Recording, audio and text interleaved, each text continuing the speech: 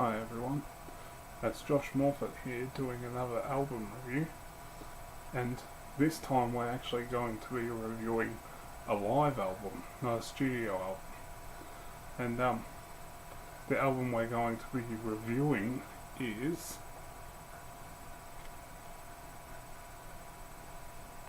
Australian Crawl's Final Wave album.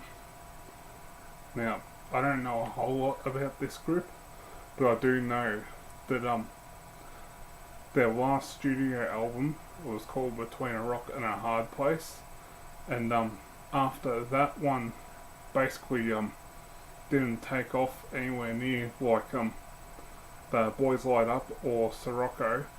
They were almost ready to split because of how badly that album failed. But they ended up going out on tour to try and pay back people that they owed. And this album is actually audio that was recorded from their last ever concert. Anyway, moving on to the songs. The first one is called Beautiful People. It's a nice opener to the album, and definitely had some good quality drumming, guitar work, bass and vocals on it. It's nothing compared to the studio version, but it's still a good performance of the song. The next song is Sweet Child of Mine. Oh no, sorry, that's Unpublished Critics. Bit of a joke there. This was actually the first version that I'd ever heard of this song, and yeah, it's not one of my favourites, but I still think of it as a good song.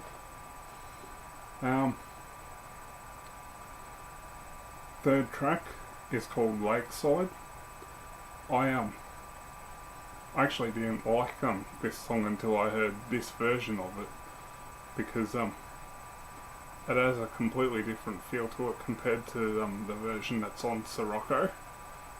And yeah, this is the version that I tend to stand by, and it's a great sing-along from the crowd, encouraged by James Rain at the end there. I recommend checking out that one of it. And the band's playing not too bad either. The fourth song on the album is Love Beats Me Up. Again, this is the first version I heard of this one, and then I heard the studio after that. And I actually like both versions of that one. Yeah.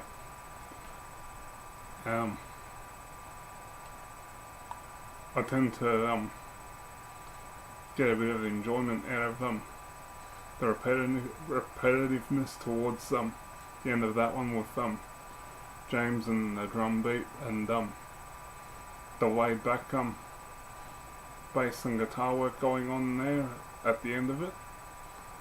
The next one is White Limbo, and I haven't heard the studio one of this, but I don't mind that one. It's not a bad song. Very nice vocals from James Rain again. Bloody oath he could sing. The next song after that one is Two Can Play, and nice bit of a jazzy kind of jump around kind of song going there. And yeah, not much to say about that one either. Just a good song overall. The seventh track on the album is called Errol.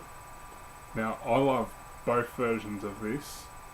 On the original, it was Guy McDonough who passed away in '84 that sang that one, and the gig was done in '86. So James Rain takes the lead on this version of it, and I like both versions equally.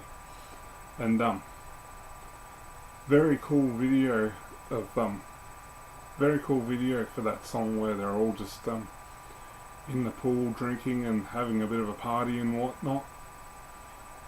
But yeah, one of Australian Crawl's classics, that one.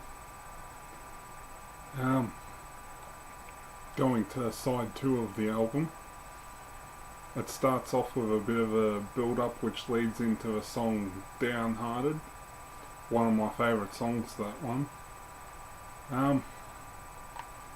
Very nice instrumentation on it. And again, great vocals from James Rain.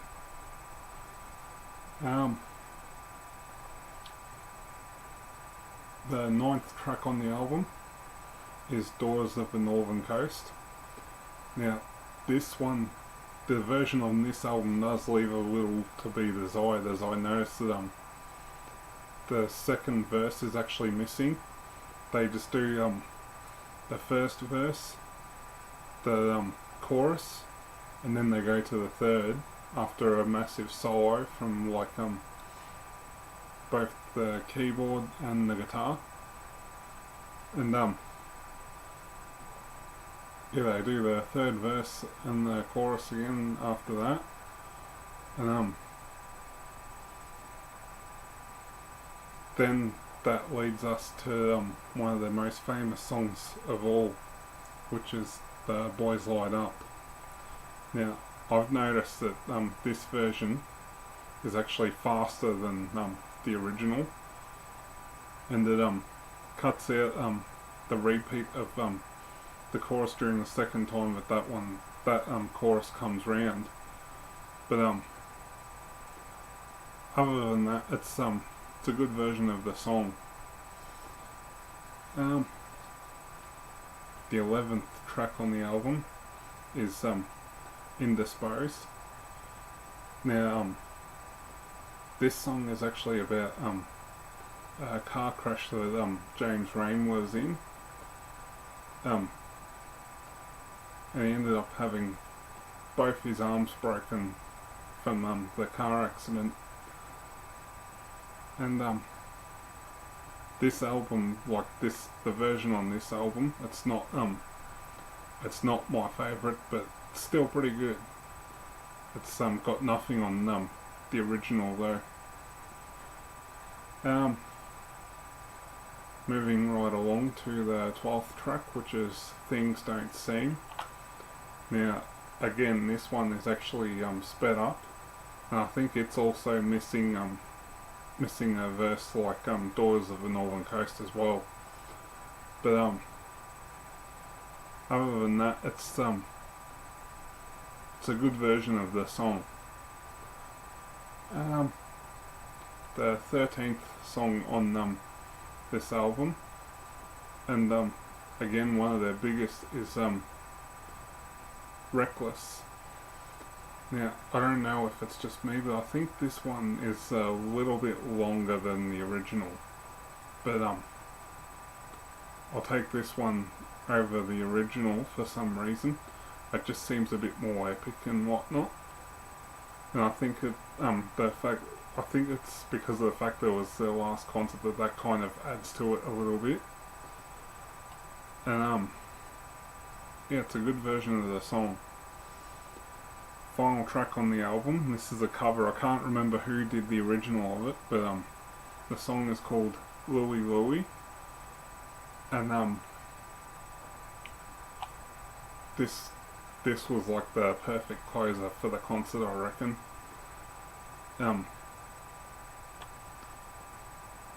James Rain does a good job handling the vocals again, and the band's playing very tightly on this one as well.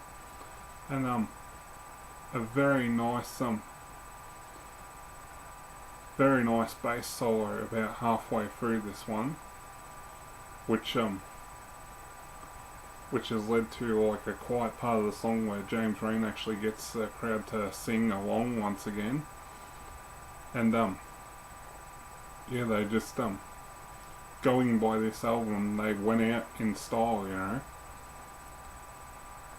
Anyway, that concludes my review. I'll see you in the next one.